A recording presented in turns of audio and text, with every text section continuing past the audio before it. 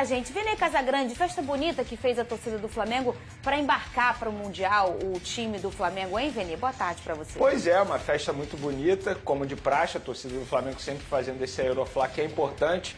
Eu gosto de mencionar e valorizar esse tipo de evento porque é quando os torcedores que não têm acesso ao Maracanã atualmente por conta do valor alto do ingresso conseguem de alguma forma fazer parte da história do Flamengo. Eu tenho certeza que daqui a 10, 15 anos o torcedor vai lembrar, ó, eu estava lá nesse Aeroflá, no Aeroflá antes do embarque do Flamengo para um Mundial de Clubes, que é uma competição extremamente importante. Então é uma festa para a gente valorizar, infelizmente acaba tendo um certo problema ali, que a gente pôde ver um bom VT do Flavinho Vinick, mas fora isso fica o lado positivo essa festa. Eu tenho certeza, por exemplo, o Jorginho, que nem sequer entrou em campo ainda com a camisa do Flamengo, já teve a oportunidade de assistir a um Aeroflá de perto, em loco. Então esse tipo de situação, se o jogador ele não fica comovido, se ele não fica arrepiado, ele não tem coração. Porque eu fico arrepiado vendo pela televisão, imagino o jogador vendo aquilo ali ao vivo, no ônibus. Ele olha para o teto do ônibus, tem uma mão saindo, o torcedor literalmente bota uma mão dentro do ônibus, de alguma forma tentando encostar no jogador e passar uma energia positiva. Então é uma festa linda, maravilhosa, parabéns aos rubro-negros que fizeram esse evento ontem novamente. E repito, não tem como o jogador ele não ficar arrepiado, ficar comovido com esse tipo de evento. Já a gente vai em Casagrande. O Flamengo já chegou nos Estados Unidos, né? Em Atlantic City, nos Estados Unidos, um pouco antes das 10 da manhã. No horário de Brasília, tá? Tem uma diferença de fuso. Para Los Angeles são 4 horas. Eu acho que Orlando são 2, não são, Vene? Eu não sei. Tem uma diferença de horas de lá para cá. Depois você confere aí para mim. A Los Angeles, certeza que são 4 horas. E tá aí, essas são imagens de agora há pouco, Pedrosa. O Flamengo já chegando nos Estados Unidos, Vene Casagrande, já chegaram, graças a Deus, deu tudo certo na viagem. Flamengo já está em solo americano, Vene. Pois é. 1 hora de Orlando só, Entre Miami 1 também, e 2 horas, pelo que eu vi Entre aqui. 1 e 2 horas? Depende do horário de verão, lá. Muito bem. Em resumo, atualmente a diferença de horário entre Brasília e Orlando ao longo do ano oscila entre 1 e 2 horas. Entre 1 e 2 horas. Bem. O Flamengo está mais para cima, então é diferente lá também. Atlantic City é lá em cima, Nova Jersey, Nova York, é perto do Canadá. Deve ter uma diferença de fuso talvez um pouquinho maior. Vene Casagrande, já chegou o Flamengo, aí é o teu Arrascaeta aí, Vene? Chegou com o Gerson também. Não vai ser fácil, não é uma competição fácil, estou vendo muito torcedor rubro-negro tratando esse jogo de estreia já com uma vitória certa, muito pelo contrário, até por ser uma estreia, tem nervosismo, a gente fala isso em Copa do Mundo de seleção, imagina em Copa do Mundo de clubes, uma competição que, querendo ou não, vai chamar a atenção do mundo inteiro, e é isso, é preparação total para esse duelo. Eu acho que o Flamengo, se estrear com uma vitória, querendo ou não, você já ganha uma moral, fica, enfim, mais animado para essa competição. Acho que o grande jogo vai ser contra o Chelsea no dia 20. Agora é estrear com uma vitória, pelo menos é assim o torcedor rubro-negro espera. Peraí. Falando de amor, o Zenit é amante do Gerson? Eu tenho um pensamento, eu vi muito torcedor xingando o Gerson, mas a gente vai entrar no assunto agora, já posso falar? Vamos entrar agora é a hora. Porque eu não considero um Gerson traidor, embora eu vi muito torcedor rubro-negro. Tinha essa nota aí, Vene, ontem, a torcida fez no programa mercenária, eu não vou nem ler essa palavra. Antes de mais nada, eu acho mais importante contextualizar toda a situação, trazer todas as informações e depois dar opinião. Então vamos lá. Vamos lá. Ontem, depois do programa, inclusive durante o programa eu recebi a ligação e não pude atender, obviamente, porque eu estava ao vivo. Sim. Aí após o programa, conversei com a pessoa, essa pessoa me garantiu, Vene, pode cravar, o Gerson já aceitou a proposta do Zenit, tivemos uma reunião, o Gerson deu ok, só que ele só fez um pedido ao Zenit, para pagar a multa rescisória ao Flamengo após a Copa do Mundo de Clubes. Ou seja, isso foi um pedido do Gerson, não é um desejo do Zenit. Vem aí o Flamengo nessa história. Não tem uma negociação, Fernandinho, não tem uma conversa entre Zenit e Flamengo. Por quê? O Flamengo só libera o jogador pelo pagamento da multa rescisória. A única consulta que teve ao Flamengo foi, isso 10 dias atrás, o Flamengo topa parcelar o valor da multa rescisória de 25 milhões de euros? A resposta foi, não, esquece. Multa rescisória é como está em cláusula, é pagamento à vista. O Zenit vai pagar, inclusive só não pagou ainda porque o Gerson solicitou isso ao Zenit. Olha, paga a multa rescisória depois da minha participação na Copa do Mundo de Clubes, que eu quero me despedir do Flamengo eu quero jogar essa competição. Eu acho até importante para ele também, uma competição que vai dar uma certa notoriedade, porque notoriedade é algo que ele não vai ter no futebol russo, muito pelo contrário, vai, entre aspas, se esconder. Então ele já deu esse ok. Mas o Flamengo, ele não é obrigado a ser avisado pelo Zenit que a multa será paga. Isso é uma informação minha, no caso, que o Gerson deu um ok para o Zenit após uma reunião. Está tudo acertado. Agora, se o Gerson vira para o Zenit e fala hoje, ó, pode pagar a multa rescisória que eu vou embora hoje, o Zenit vai depositar o valor da multa rescisória. Então depende muito mais agora da eliminação do Flamengo na Copa do Mundo de Clubes. E aí há um debate do torcedor rubro-negro por que o Gerson vai jogar, por que o Gerson está viajando. O Flamengo, ele não tem que tomar nenhuma atitude no sentido assim, de tirar o jogador, porque ele continua sendo jogador do Flamengo. Agora eu vou dar a minha opinião do que eu faria se eu fosse o Flamengo ou até mesmo o Gerson. Eu, como treinador do Flamengo, eu já ia pensar no segundo semestre, tendo visto que o jogador vai deixar o Flamengo, correto? É um jogador extremamente importante. Se eu sou o Felipe Luiz, eu teria uma conversa com o jogador, falar assim, Gerson, você realmente vai embora? O Gerson vai ser honesto e vai falar, não, eu vou embora. Aí o que o Felipe Luiz tem que fazer? Ele começar a planejar. Eu não utilizaria o jogador como titular. Eu não vejo problema ele estar lá no grupo, não vejo nenhum problema, só que eu acho que o Flamengo tem que se antecipar no planejamento já para o segundo semestre.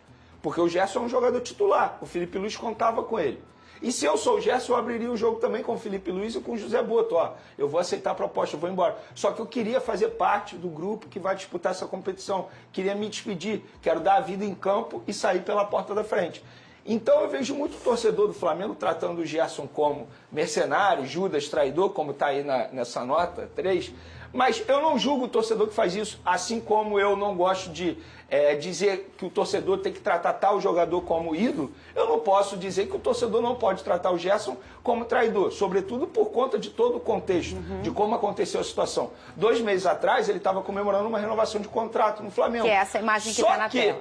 Eu me boto no lugar dele. Ele é um profissional. Ele entende que recebeu uma proposta melhor, profissionalmente falando, ele vai pegar as coisas e vai embora. Eu faria isso? Repito o que eu já falei em outros momentos aqui. Eu não aceitaria, independentemente de seleção brasileira e tal, eu não iria para o futebol russo. Não é minha praia, enfim. Mas o Gerson entende que para ele vai ser melhor. Então eu não considero o Gerson traidor, porém não vou ficar aqui criticando o torcedor que o considere. E ponto. Eu acho que dá para entender o lado de todo mundo. Ele é profissional, entendo também o lado passional do torcedor, tem o direito de fazer isso. E o Gerson, ele não soube fazer da melhor maneira possível. Ele poderia ter feito de uma maneira diferente. Eu acho que o pai do Gerson acabou atrapalhando também a forma como foi feito, isso acabou agravando. Ele vai perder a idolatria, eu acho que de grande parte dos torcedores. Mas para mim vai ser sempre ídolo na história do Flamengo, sem sombra de dúvidas. Lucas Pedrosa, a sua opinião, você vê esse olhar, é muito natural o torcedor olhar por esse prisma do é um traidor, vai embora, vai abandonar o Flamengo. 2 meses atrás, ó, era essa foto. Pediu tanto a renovação e renovou, diminuiu a multa para pagar à vista, que é o que está acontecendo nesse mecanismo que ele sai. Qual é a sua opinião em relação a isso, Lucas Pedrosa? Eu consigo entender o torcedor que está revoltado com o Gerson, porque a forma como a condução das coisas aconteceram, ela é uma forma revoltante de fato, porque o pai do Gerson usa o Zenit para poder conseguir a renovação de contrato, dizendo meio que em forma de ameaça de, esse clube aqui está querendo levar o Gerson, vocês vão renovar ou vocês não vão renovar? Esse clube aqui está querendo assinar uma proposta. Aí o Flamengo vai lá, o Gerson tinha 2 anos de contrato, se eu não me engano. Até 2027. Tinha 2 anos de contrato. O Flamengo vai lá, abre uma exceção, porque eu acho que isso é uma exceção, você renovar com o jogador 2 anos antes. Eu mesmo defendi aqui que o Flamengo deveria fazer isso por ser o Gerson, em relação cara, ele é a cara do Flamengo, ele é o capitão do Flamengo, ele é o principal jogador do Flamengo. Por que você não vai dar uma prioridade pro Gerson? Porque o Gerson dentro de campo, ele se paga, ele se valoriza, ele é o jogador que merece sim ter uma renovação de contrato. Entrega esportiva, né? Aí, 2 meses depois, o mesmo clube que o pai dele usou para poder fazer a renovação de contrato é o clube que vai levar o Gerson? Parece que foi tudo algo maquiavélico, entendeu? Parece que foi tudo montado para que isso fosse acontecer. E aí o Flamengo ficou como se fosse o bobo nessa história. Só que assim, aí eu tenho que olhar o lado do jogador também. Primeiro, vai ganhar 3 vezes mais, vai garantir a aposentadoria dele, da família dele. É a última venda grande que ele pode ter na carreira desse valor. E no final das contas, para ser muito sincero, o Flamengo vai receber um ótimo valor pelo Gerson, um jogador de 28 anos que vai estar pagando aí 25 milhões de euros. Em outros momentos, dificilmente o Flamengo conseguiria vender o Gerson por esse valor. Então assim, no final das contas, sobre usar ou não usar, eu acho que ele tem que ser utilizado. Ele é jogador do Flamengo, ele tem contrato com o Flamengo e o Felipe Luiz conta com o Gerson porque o Gerson é peça crucial desse time. O Flamengo tem que pensar em avançar o mais possível, digamos assim, dentro do Mundial, porque é uma valorização da marca, a Copa do Mundo de Clubes vai estar todo mundo assistindo, então quanto mais longe o Flamengo for, mais o nome do Flamengo cresce. E se o Gerson pode ajudar nesse sentido, que ajude. Essa é a minha opinião. Então assim, mas só para resumir, eu consigo entender perfeitamente quem se revolta com essa situação. E eu consigo também entender que o Gerson está tomando uma escolha. Eu faria essa escolha? Não, eu jogaria a Copa do Mundo. Sem a seleção brasileira nessa equação, eu consigo entender o Gerson mais ainda. Com a seleção brasileira, eu jamais abriria a mão da minha vaga na Copa do Mundo para jogar no Zenit. Com a saída de Gerson já definida, o Flamengo se movimenta nos bastidores em busca de uma peça de reposição à altura. O alvo da vez é Rodrigo Garro, meia argentino de 26 anos e um dos principais nomes do Corinthians na temporada. A informação foi revelada pelo jornalista Miguel Junior e agitou os bastidores do clube carioca. A diretoria rubro-negra vê Garro como o nome ideal para assumir o espaço deixado pelo Coringa no meio-campo e, ao mesmo tempo, funcionar como uma alternativa qualificada a Arrascaeta. A ideia é reforçar o setor de criação com mais profundidade e garantir versatilidade ao esquema tático comandado por Felipe Luiz, que já teria dado o aval para a investida no jogador. Garro vem sendo um dos poucos pontos de equilíbrio do time corintiano em meio a uma temporada turbulenta. Sua regularidade, aliada a uma técnica apurada, visão de jogo e capacidade de decisão, chamou a atenção da cúpula flamenguista. A situação financeira delicada do Corinthians também pesa a favor de uma possível negociação, abrindo margem para que o Flamengo avance nas tratativas. Internamente, o argentino é visto como uma solução estratégica para aliviar a dependência de Arrascaeta e manter o alto nível de criação, mesmo com um elenco em constante rotação. A semelhança no estilo de jogo com o camisa 14 uruguaio foi um dos pontos destacados pela comissão técnica, que acredita que Garro pode entregar intensidade, inteligência tática e protagonismo na nova formatação da equipe. A proposta em estudo prevê um contrato de 3 anos, com salário competitivo e a promessa de protagonismo em um projeto esportivo ambicioso. A diretoria aposta na força do Flamengo como vitrine nacional e internacional, além da oportunidade de disputar competições como a Libertadores, Brasileirão e Copa do Brasil. Do lado do jogador, a boa receptividade ao interesse carioca. Pessoas próximas ao meia afirmam que ele acompanha de perto a movimentação e vê com bons olhos uma eventual transferência, especialmente diante da instabilidade interna vivida no Parque São Jorge.